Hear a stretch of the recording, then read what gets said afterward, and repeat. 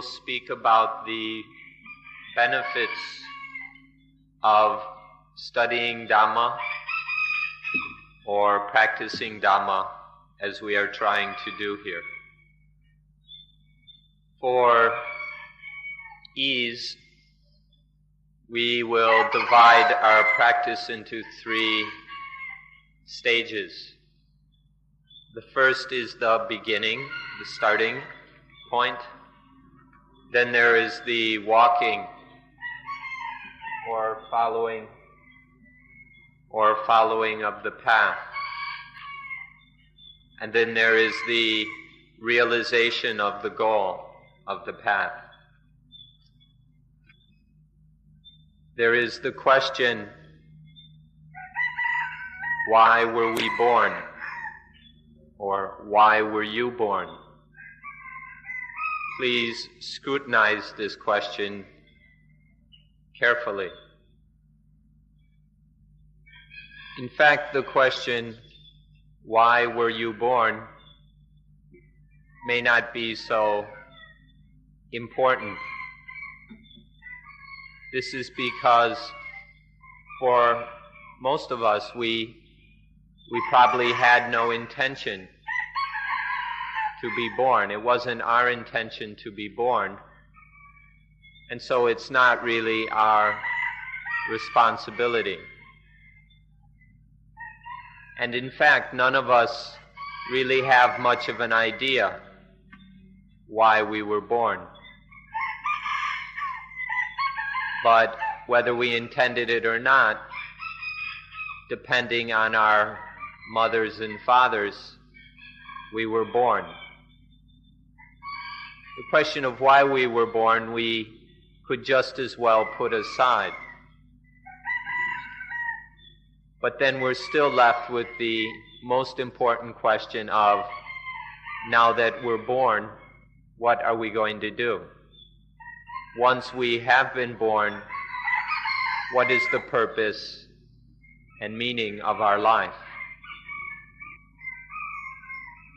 So then, now that we are born, now that we are here, we must consider carefully and start to understand the questions. Now that we are here, what are we going to do? What are we going to do? Where are we going to go? How are we going to get there? Even if we didn't intend to be born, what are we going to do so that this life is not going to be full of dukkha? What are we going to do so that this life isn't just a waste or a failure? So that we end in suicide or mental illness or tragedy. So now that we're here, where are we going? How are we going to get there? This is a most important question for all of us who are yet alive. In short, we have our goal and we must travel to get there. Therefore, there is the starting point for our traveling. There is the traveling itself, and there is the realization of the goal. We begin by knowing the Buddha, by understanding the Buddha. If we speak in Buddhist terms, we say knowing the Buddha, which has 3 levels of meaning. There is the historical Buddha, the Buddha who was a person who you've all read about in the books. This is the first Buddha. This Buddha will help us to know the second Buddha, the Buddha who is not a person, the Buddha which is not a person, which is not historical or trapped within the limits of time. We call this Buddha the Dhamma Buddha, the Buddha of Dhamma. Then there is the third Buddha, the Buddha nature, the seed or state of Buddhahood within each of us. This is that potential in all of us which is preparing to be Buddha. So there are these three Buddhas to know. The historical Buddha, who helps us to know the Dhamma Buddha, the Dhamma Buddha which was never born, never died, never lived in India. And then the seed of Buddha nature in each of us, which is preparing, is in preparation to become Buddha. Many people have read the books about the Buddha's life. There are quite a number of them. And most people, when they've read these stories of the Buddha's life, they think that they know the Buddha. However, this is the feeling of someone who doesn't yet know the way things are. This kind of knowing the Buddha really isn't really the essential issue of Buddhism. But this personal historical Buddha helps us to know the Dhamma Buddha, that which the historical Buddha was referring to when he said, "The one who sees the Dhamma sees me. Whoever sees me sees the Dhamma." This Dhamma, that which needs to be known, which the way things are, this is the real Buddha. Seeing and knowing the Buddha means knowing this central truth at the heart of Buddhism. This is when one really knows the Buddha. It's not sufficient to read some books or hear the stories about the life of the historical Buddha in India 2,600 years ago. To really know the Buddha, one must know the Dhamma. The words "life of the Buddha" clearly indicate what we're trying to express here. Life of the Buddha is two things. It's not just one thing. There is the life and there is the Buddha. And these two things are not the same. When we speak of life or the life, we're talking about a certain story, series of events, a narrative, beginning with a birth and ending with a death, of a person, a man, who was called the Buddha. This life is a narrative in time, which is not the same as the Buddha. The Buddha is not just this series of events of a man being born in India and all the things that happened to him. We should be careful to understand the full meaning of the words, the life of the Buddha, and see what the difference is. So by life, we mean a series of events, the narrative of a certain person within time and space. But when we speak of the Buddha, we're not talking about such a series of events or a narrative. The Buddha is a quality. The Buddha is characteristics. Is a characteristic. It's not some psychophysical process. Buddha is a quality, an essence in nature, which reveals the truth. The Buddha is that quality that reveals the truth. The Buddha, the man who we call the Buddha, himself said the very important words, "Whoever sees the Dhamma sees me. Whoever sees me sees the Dhamma." And elsewhere he said, "Whoever sees dependent origination sees the Dhamma. Whoever sees the Dhamma sees dependent origination." What this means is that the Buddha is anything that demonstrates, shows, indicates, points to, reveals the profound truth of dependent origination. Anything that reveals, that shows dependent origination, that is the essence, the true meaning of Buddha. In short, please understand that seeing the Dhamma means seeing the Buddha. We don't see or know the Buddha until we see the Dhamma.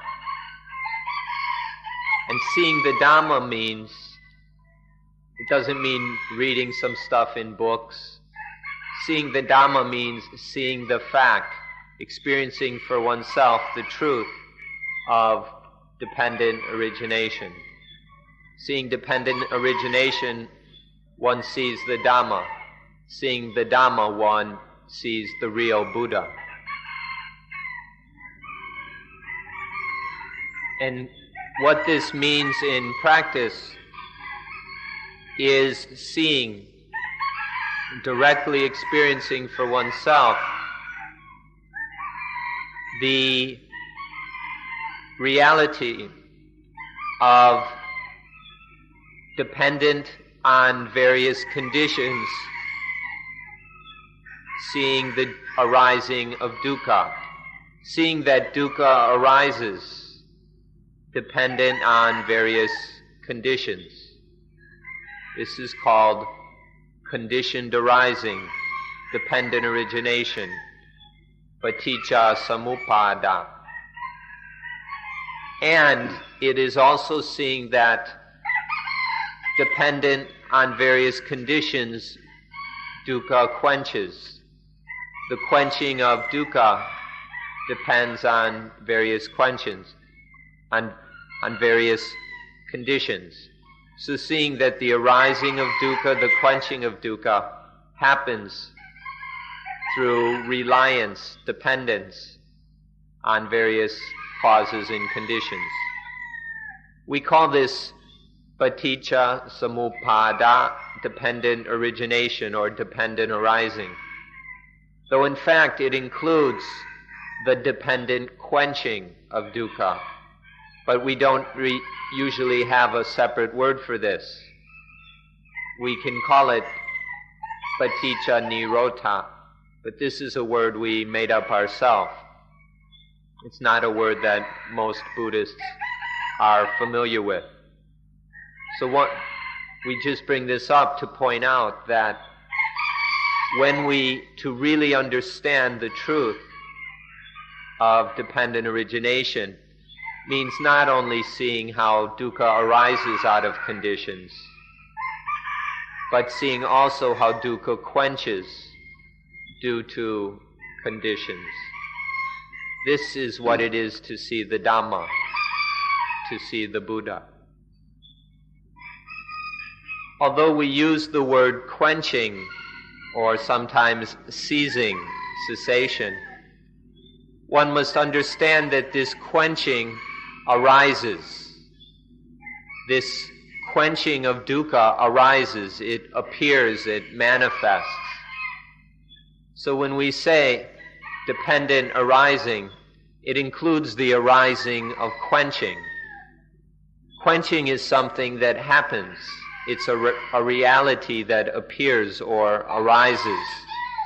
So when we speak of arising, of origination, we should understand that this is both the origination of dukkha as well as the origination of the quenching of dukkha. The meaning of the word arising, of originating, is vast. One should not understand it in a limited way. The problem is really in language. Words and language are always difficult and tricky. It's always easy to misunderstand and confuse things. This is the nature of all languages, even our mother tongues. When a fire appears or is lit, and then the fire is put out or quenched. And so we think these are totally opposite. The fire is lit, the fire is put out. These seem to be totally different things. But if we look more deeply, the lighting, the igniting of the fire, and the putting out of the fire, both of these are arisings. Both of these are occurrences of reality. So we can speak of both of them as arising. And the same is true when we speak of dukkha. When dukkha is ignited by various conditions, such as attachment, that's the arising of dukkha. And when dukkha is put out because the fuel is taken away, this quenching of dukkha is the arising of the quenching of dukkha. The truth is the same in both cases. We're not talking about two different truths. It's the one truth of dependent arising.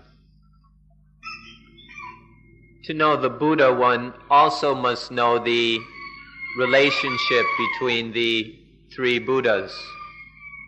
The historical Buddha, Gautama Buddha, helps us to know the real Buddha, the Dhamma Buddha we've just been talking about. And this Dhamma Buddha, the eternal Buddha, helps us to see the seeds of Buddha, the Buddha nature, which is preparing to blossom fully as a Buddha. To know the Buddha, we must also see how these three go together, how they're interrelated. When we see dependent origination, when we see this fact, we realize that, hey, this is within us. This Dhamma Buddha is within me, within every pore and cell of this body and mind. We see that it may be just a seed, the seed of Buddha, the Buddha seed. That's just a seed. Or maybe it is a sprout. Maybe it has begun to sprout. But it's not yet a tree, a fully mature tree. But we see that this seed or sprout is in us. We see that this is the preparation Buddha, the preparing Buddha, which if developed and cared for, grows and becomes the real Buddha, a fully mature Buddha. At a minimum, while you're here for this 10-day course, you ought to examine yourself, test yourself to see whether this third Buddha is still just a seed. Is it just a seed which is still lying dormant? Or has it sprouted yet?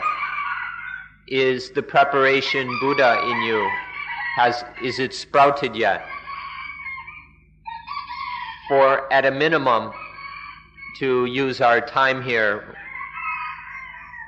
in a worthwhile way, we should discover for ourselves whether this Buddha nature in us is still just a seed lying there waiting for things to happen, or has it actually sprouted and is beginning to truly practice and prepare, develop?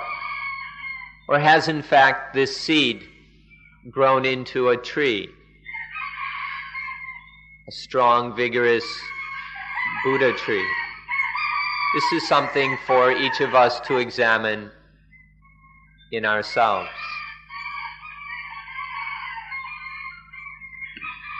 So this is the starting point, knowing these three Buddhas as we have discussed. Once we know them sufficiently, then we begin to travel. Our journey begins. Here, when we speak of traveling or the journey, we mean practicing anapanasati, mindfulness with breathing. This is what we mean here by the journey. What exactly does this journey entail? What does this journey mean? You've already heard many times that the basic principle of practice in Buddhism is sila, the natural morality in harmony with one's surroundings; samadhi, meditation, developing the mind; and panya, wisdom, understanding things as they really are. The path is the integration of these three components of sila, samadhi, and panya. But many people fail to recognize how mindfulness with breathing is all three of these. And so this requires some consideration so that we are not confused by this matter. Another thing with which you are very familiar is what we call the Noble Eightfold Path. But unless you know the Noble Eightfold Path thoroughly and profoundly, then you may wonder what the Noble Eightfold Path has to do with mindfulness with breathing. You won't be able to see that the Noble Eightfold Path is in anapanasati. So regarding morality, samadhi, and wisdom, as well as the Noble Eightfold Path, we must develop a proper understanding of this in relation to mindfulness with breathing. Here, sila means calm or calmness. And sila is calmness of body and speech, and of course, even mind. Sila is calmness of body and speech. This means the ability to restrain our bodies and speech so that they are calm. The ability to do this is called sila. In anapanasati, we have this ability to restrain our bodies, our speech, so that they are truly peaceful. To put it directly, if there's no sila, we can't practice anapanasati. If our bodies and speech are not calm, then there's no way we can do anapanasati. If we've been living life without morality, then we will not have calm bodies and calm speech.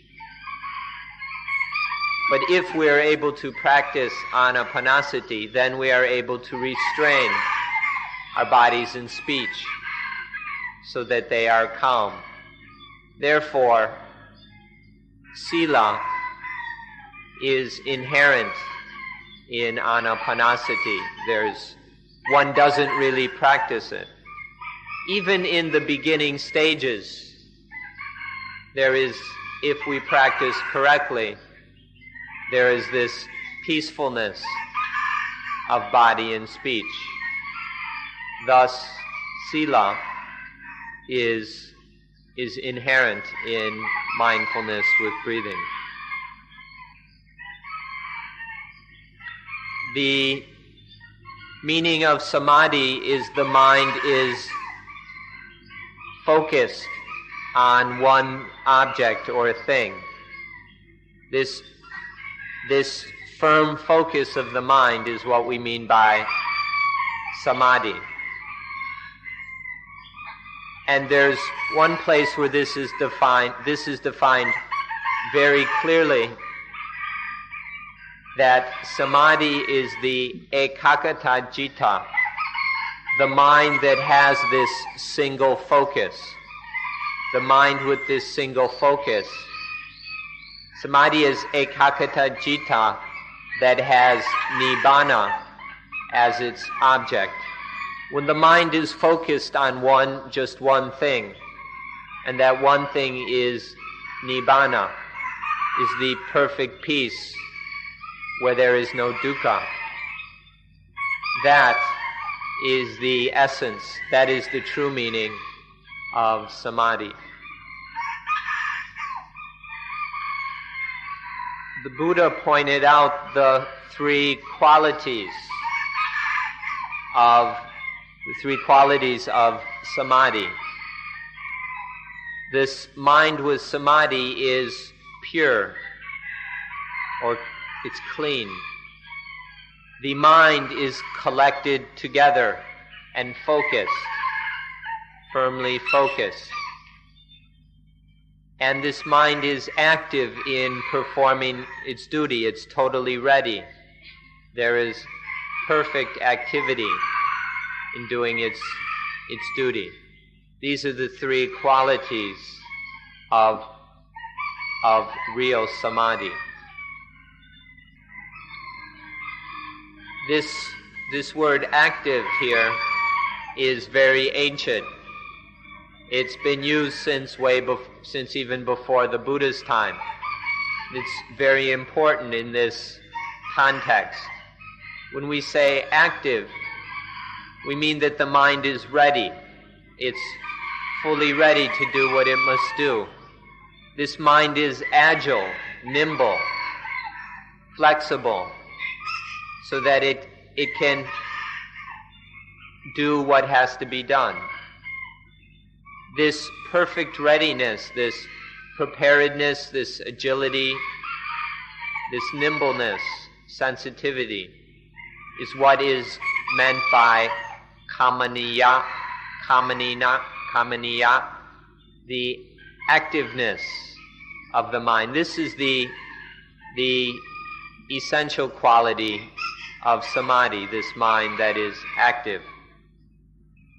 Through practice, one sees that obviously samadhi is there throughout the entire line of practice of anapanasati. Next, we will consider how panya, how wisdom, seeing things clearly, is included in mindfulness with breathing. Wisdom, panya, or understanding, starts with looking. We really are beginning when we look. We look at ourselves, by ourselves, within ourselves. We look at ourselves, within ourselves, by ourselves, until we see ourselves. When we see more and more deeply what we really are, this leads to knowing in an intuitive way, not in a verbal, talkative way. This knowing, when we really know, we analyze, we investigate this knowing. We scrutinize this knowing until it's known thoroughly. And then what we need to do, what we must practice, becomes clearer and clearer. This is what it means. This is what wisdom is. Looking, seeing, knowing, and then analyzing that till one knows what to practice. And then we practice, and then the results of practice occur. And the true fruits of practice, knowing that, is the final aspect of wisdom. Panya then begins with looking. Until we know how to look, we have no wisdom. But then from looking we begin to see. Seeing leads to knowing. When there is knowing, that can be thoroughly investigated, analyzed, scrutinized, until we know what and how to practice. Know how to practice means practicing. And then there arise the true fruits of practice. Knowing, understanding all of this, seeing all of this clearly, directly for oneself, by oneself, is the meaning of wisdom, or panya. This word in Pali, or panya, or in the Thai pronunciation, panya, has two parts, pa and ya, pa, ya. Ya means to know, means knowing. Pa means correct and thorough. Pa is correct and thorough, or comprehensive. So when we say panya, or we translate it as wisdom, it means correct and thorough knowing of what needs to be known, or correct, thorough, comprehensive wisdom. This is the meaning here of panya. We like to translate panya as wisdom. This is the standard translation, and people seem quite happy with it. But whether wisdom, what wisdom means, what the meaning of this English word wisdom is a good question. And it's your responsibility to find out. If you want to translate panya as wisdom, one must check and see whether wisdom actually means panya. Correct, thorough, comprehensive, complete knowing. Correct and thorough understanding. That's what panya means in Pali. What wisdom means in English, you'll have to sort out for yourselves.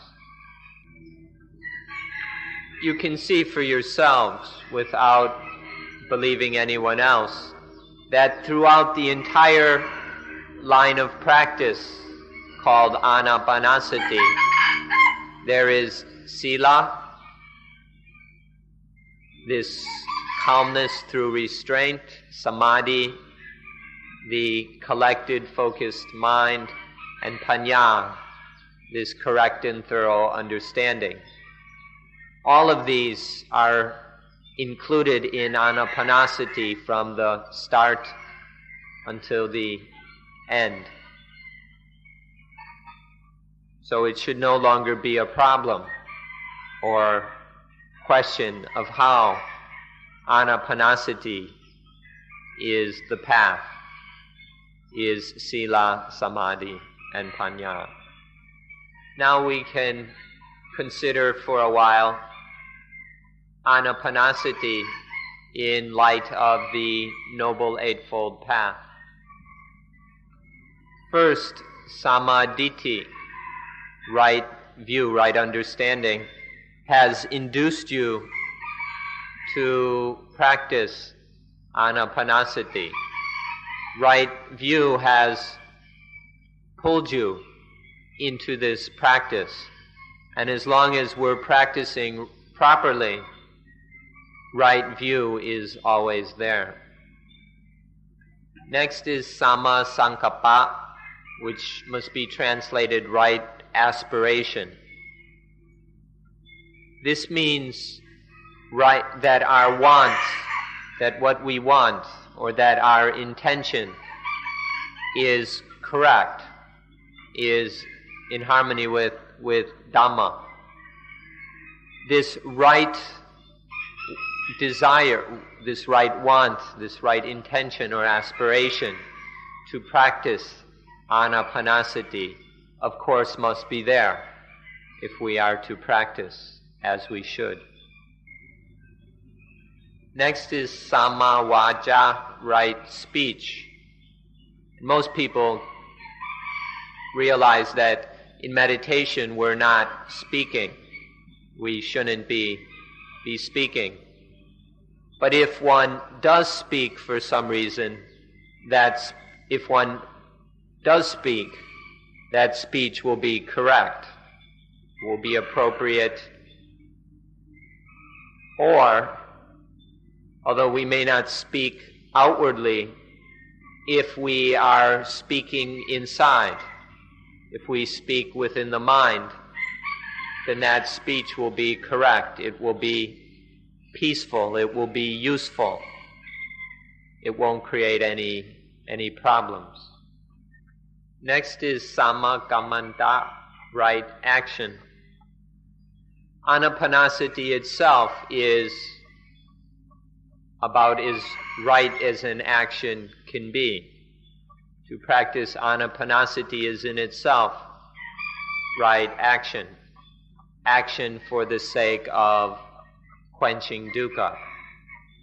Or if one has anapanasati and one acts in other ways, then that whatever action it will be correct. If one really has anapanasati in acting, then the action will always be for the sake of ending dukkha. Our actions will not create more dukkha. So, in anapanasati, there is always right action. Next is sama ajiva, which is usually translated right livelihood. But please don't understand sama ajiva in a narrow way. Many people think this just means the way we earn a living, our job, our profession, the way we feed our stomachs and earn money. This is a far too narrow understanding of sama ajiva. It really means right maintenance of life. It's the way we establish and maintain our lives. All the things we do to maintain life, to continue life. This is what is meant by right livelihood or sama ajiva. It's not just one's job or one's profession. When there is anapanasati, then everything we do to maintain life is correct. We won't do anything that exploits or oppresses others, our own bodies, or whatever. When So in Anapanasati, we're already doing something very wonderful for maintaining life. And any other actions or things we do to maintain life that come from Anapanasati will be correct, will be non-violent, non-oppressive. Next is Samma Vayama, or right effort, to try to persevere correctly.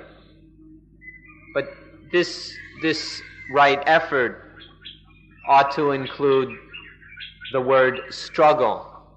It means the right struggle of life to always move forward, to develop itself higher and higher. This struggle to evolve onto more highly, more perfectly towards the goal of life. This is what we should mean by Samma Vayama. It includes daring, to dare to do what needs to be done. This daring to struggle, to always try to move forward in this struggle of life. This, to do so rightly, is part of Anapanasati. Anapanasati is a very powerful way to struggle to always move forward in life. So when there is Anapanasati, there is this right struggle of right effort. Next is Sammasati, right mindfulness, which we really don't have to explain at all. It's obvious that Anapanasati is Sammasati itself. When in Sammasati is to govern the mind so that it is always attentive. The mind is always present correctly to what needs to be attended to. Always attending to life itself. Always being fully present, aware. This Sammasati is Anapanasati itself, in all levels, from every possible angle of Sammasati. We find it through Anapanasati, mindfulness with breathing. The eighth aspect of the path is Samma Samadhi, right concentration. Concentration here is the mind that is focused and rightly established. It's rightly established, it's firm, it's secure. This mind that has been established and secured is what we mean by Samma Samadhi. When there is this right focus and this right securing of mind, then the mind continually sees things more and more clearly, sees things more and more as they really are. The mind progresses in seeing things as they are. We could say that the mind progressively sees the Buddha, the personal Buddha, the Dhamma Buddha, and then the Buddha nature, sees this more and more deeply, more and more thoroughly, more and more correctly. This is what happens when there is Samma Samadhi. One most important thing to understand is that this Eightfold Path is one. It's one single path. What this means, it's when we speak of 8 factors or 8 folds, we don't mean that these are 8 things. These are not 8 separate things. It's one thing with 8 aspects, or this one thing has these 8 factors, these 8 folds within it. This means that our practice must encompass all 8 of these factors. but they must be brought together, integrated, harmonized as one. As long as we see them as 8 factors, we haven't really seen the path. The path is one. It's one path leading to one goal, practiced by one person. This single path leading to the single goal of a single practitioner. It's all one. You can't separate these things. And until it's one, we haven't really understood the path. So this one path, all 8 aspects of this one path are there in Anapanasati. So these are the things we need to understand about how Anapanasati and the path are the same. Now, if 8 meant 8 paths, if there were 8 things, that means there were 8 paths. And it's impossible to walk all 8 paths at once. So, obviously, if we think of 8 different things, it's impossible to do them all. But if it's one path where these 8 come together, where these 8, they never were separate anyway, unless we're confused. But when the 8 are together as one path, that is something we can walk, we can follow, we can practice. So whether we speak of it in terms of the 3 sikha, the 3 trainings of sila, samadhi, and panya, or we speak of the Noble Eightfold Path, it's not the name that's important. What matters is that we can practice it, that it's real. And if it's real, we can do it. We can travel this path, and it will take us to the goal.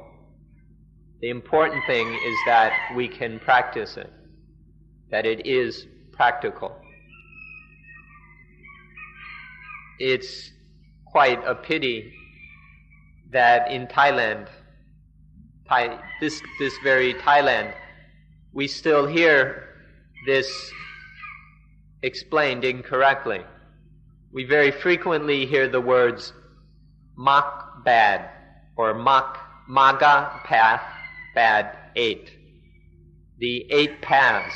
Over and over again we hear people saying 8 paths, 8 paths, which is just to butcher the Pali meaning, which is literally and clearly one path with 8 factors, one path with 8 folds. So we can call it the 8-factored path, the 8-fold path. Please remember these words correctly. It should never be 8 paths, or 3 paths, or even 2. It's one path with 8 factors, 8 folds, 8 aspects. Now we come to the third thing, arriving. There are 3. There's starting, there's traveling, and then arriving. Now we'll consider to what or in what do we arrive? What is the arriving here? In arriving, there are various benefits. These benefits are of 2 kinds. There are worldly benefits and transcendent benefits. By worldly benefits, we mean benefits for living in this world, for dealing with the worldly situations of this world. To be able to do that that is one benefit, or one sort of benefit. And then there is the transcendent benefit. Transcendent means to go beyond, to be above, beyond the world. The transcendent benefits are to not have any problems regarding this world. To be beyond the world means that nothing in the world is a problem for us. So in arriving, we receive both kinds of benefits. Arriving at these worldly benefits, being able to live in this world, and arriving at the transcendent benefits of being above any problem regarding the world. In Thai, the words are very simple. Nai log, in world, and nua log, above world. It's very simple. In English, we've seen that they have the words mundane and super mundane or ultra mundane, which comes from Latin, and of course the literal meaning is exactly the same. In Pali, it's logia, in world, or having to do with the world, regarding the world, and logutara. Uttara means above, beyond. So exactly the same meaning as supramundane. One, there are these both kinds of benefits. The mundane benefits of being to live in this world without any problems. All problems regarding living in this world are finished, are taken care of. And the supramundane or logutara benefits are there are no more problems about being above the world. So all of these are the benefits of arriving at the goal. This point we can summarize by returning to the question we brought up at the beginning. Why were you born? For what purpose were you born?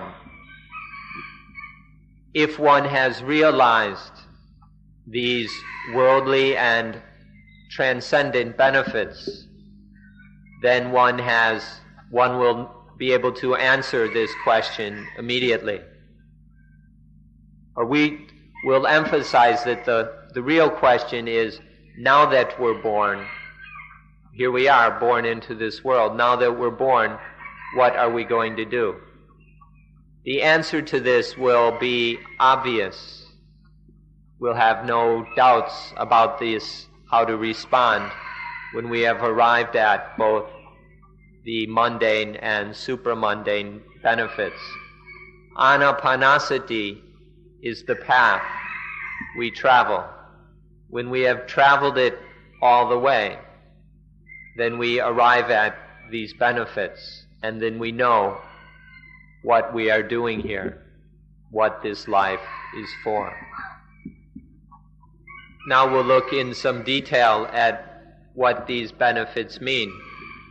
First, on the worldly level.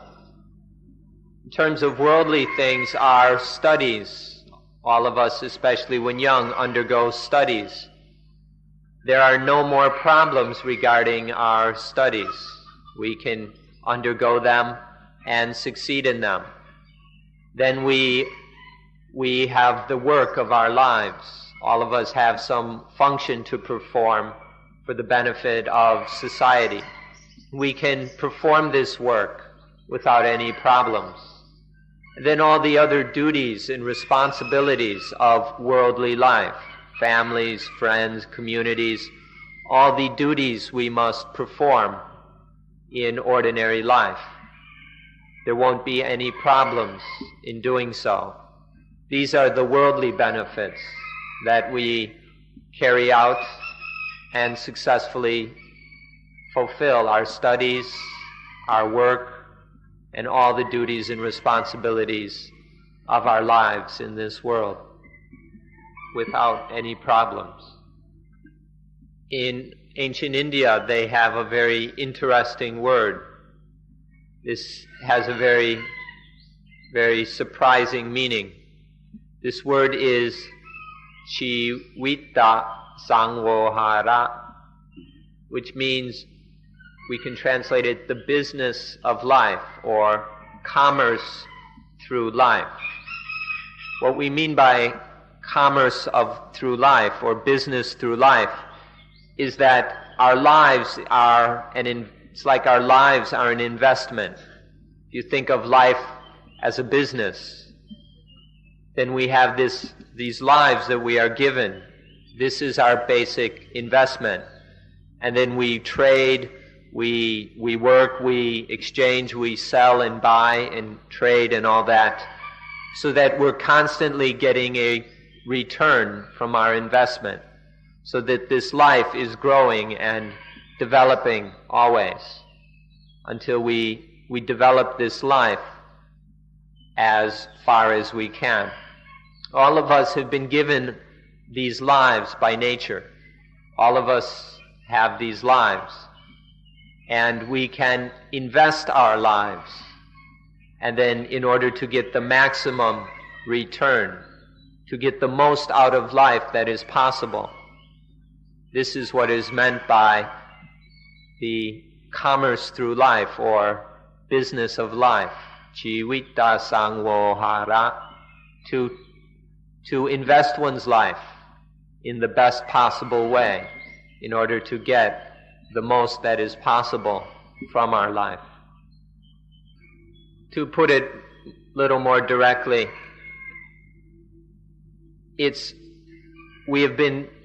nature has given us life as a basic stake or investment. Or you can say God has given us life as in the form of an investment. When we are born, these lives that we are given are not yet profits. We don't see life as just some profit we have been handed. But life is the basic investment. And then it's up to us to invest life properly, to take this investment and make the most of it. This is what we're here for. Or at least we've been given this basic stakes, this basic capital. And now it's up to us whether we invest it or not, and whether we invest it properly. If we don't invest this basic capital, then there's no way we'll make any profit for life. We just get some capital, and then that's all. And if we go through life without investing properly, without this commerce or business of life being developed, then there's no profit in life, which is the same as saying we've wasted our life. We haven't really gotten anything out of this basic capital. So the thing to do, of course, is to make the most of this capital, to invest it, to reinvestment, to trade, to do business, until we've increased our original stake as much as we can. To do this, we practice Dhamma. To make the most on this is to practice Dhamma, as we have been discussing all along. We hope that you are very successful in this business of life, so that you get the most profit from life. All of that has to do with the worldly benefits of the path. Now let's look at the transcendent, the Lokuttara aspects. This is easy to see just by taking the word Lokuttara, to be beyond the world. What is it? Just think about the meaning to be beyond the world, above the world. This is to be above all the problems of the world. There's nothing in this world that is a problem for us anymore. There's just none of the old problems are problems anymore. The world cannot be a problem in any way for us. This is what it means to be above the world, beyond the world, to be beyond all the problems of the world. Or we can use some words that are a little more modern, the term materialism and the term spiritualism. We've already looked at the materialistic benefits, the worldly benefits, but then there are the spiritual, the spiritualistic benefits, and we should receive these abundantly on the highest possible level. So we'll give this some more consideration. We can say that in this world there is just the positive and the negative. Everything in the world comes down to the positive and the negative. The positive makes us laugh, and the negative makes us cry. When our minds are still caught in the world, then we're laughing and crying endlessly. Our life is just laughing and crying. But when we are above the world, beyond the world, then we don't have to laugh and we don't have to cry. We're free of all this laughing and crying. This is the highest spiritual benefit. In terms of the mind, this is the supreme benefit, not having to laugh and cry all the time. The world is positive and negative for us. For us, the world is positive and negative. And this is the reason for all the struggles, all the busyness, all the confusion, all the problems, all the hassles of our lives. But there is a way, there is a method, a means to make the world, to remove the positive and negative from the world, to free the world and ourselves from positive and negative. This means would take us a few more hours to explain, so we'll save that for some other time. But we want to point out to you that there is a way to be free of positive and negative, so it has no more power over us. We hope that you will be interested in a life that is beyond positive and negative, totally liberated from, emancipated from positive and negative. The word free has no meaning. There's no such thing as freedom until one is free of positive and negative. This is the only true freedom in this world. We hope that this is something you are interested in. If you are interested in being beyond positive and negative, in the highest spiritual benefit, then one will be able to start the journey. One will be able to make the journey. And eventually one will arrive to this highest benefit, to be free of positive and negative. We hope this is something of genuine interest to you all.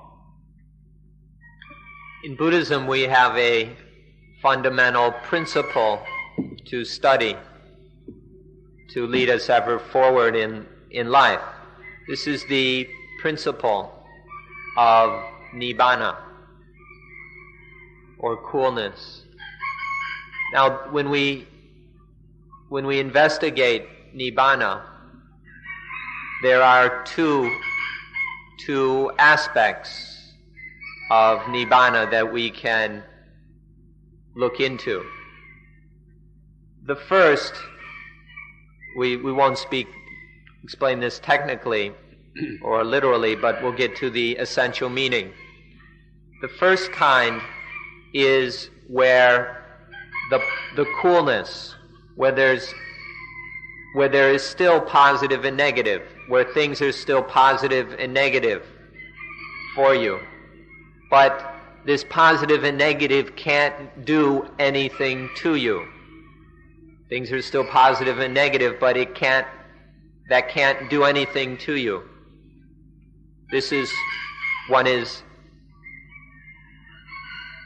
The positive and negative are no problems for you. This is one level of Nibbana.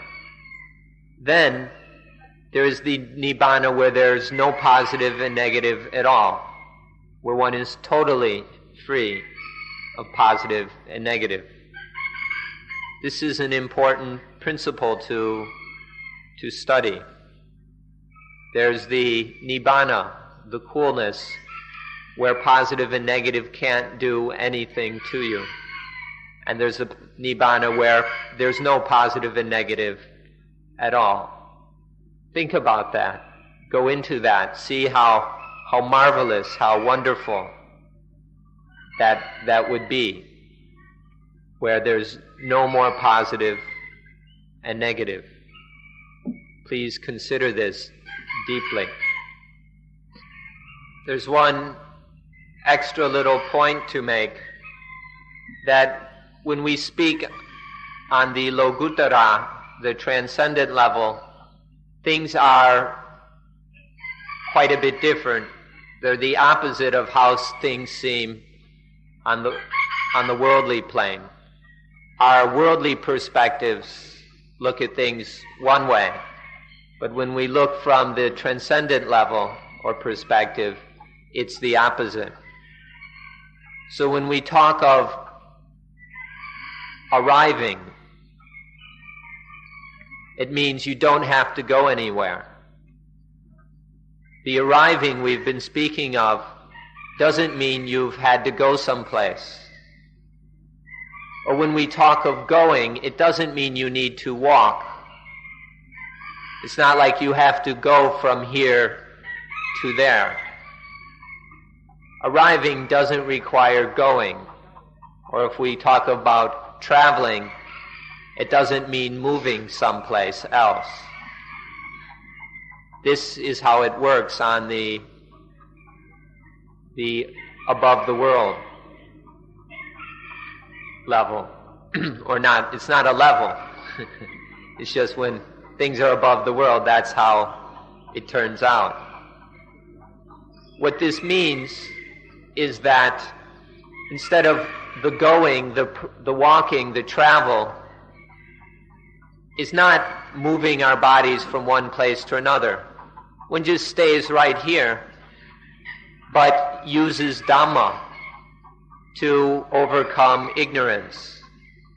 The not knowing, the not understanding things as they are, or even the foolishness that we accumulate.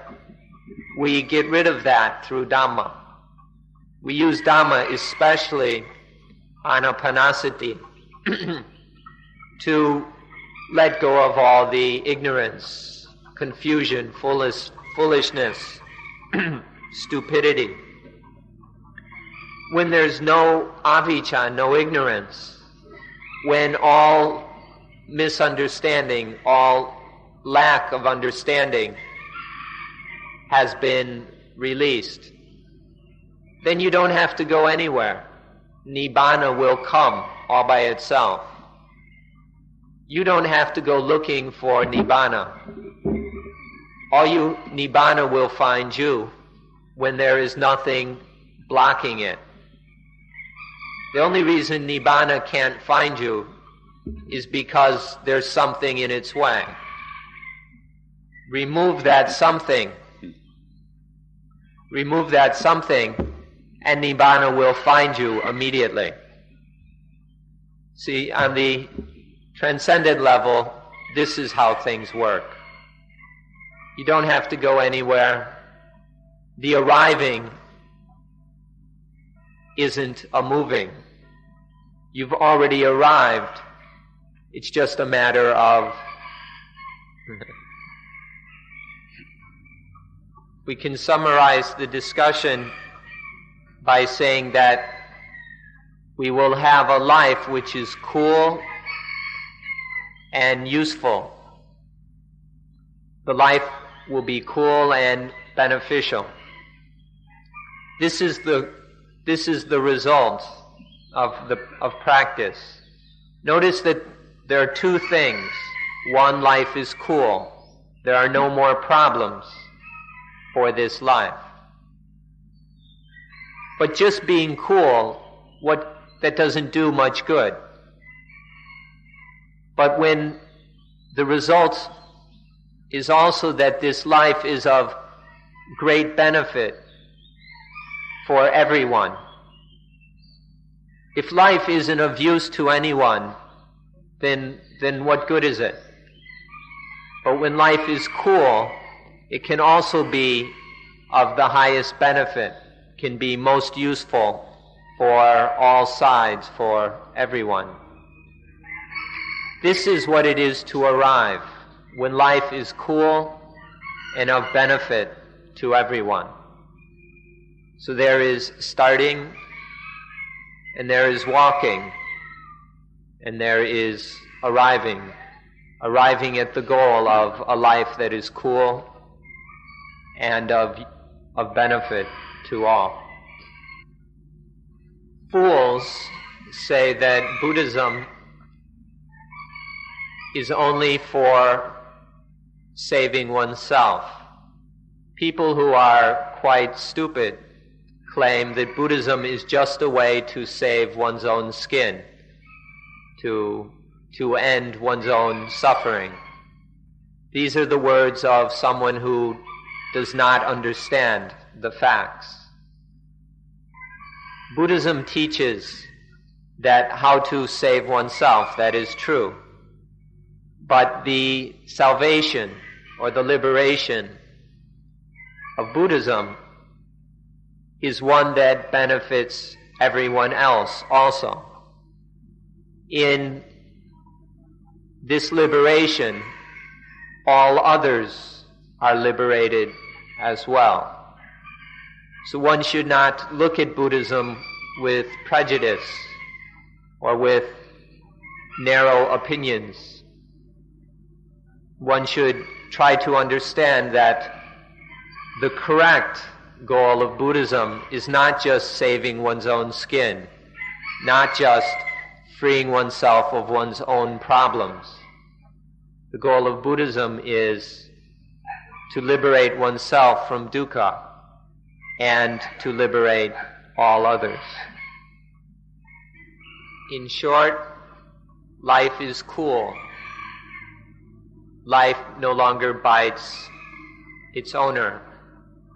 The positive and the negative in this world don't bite the owner of life, the one who lives.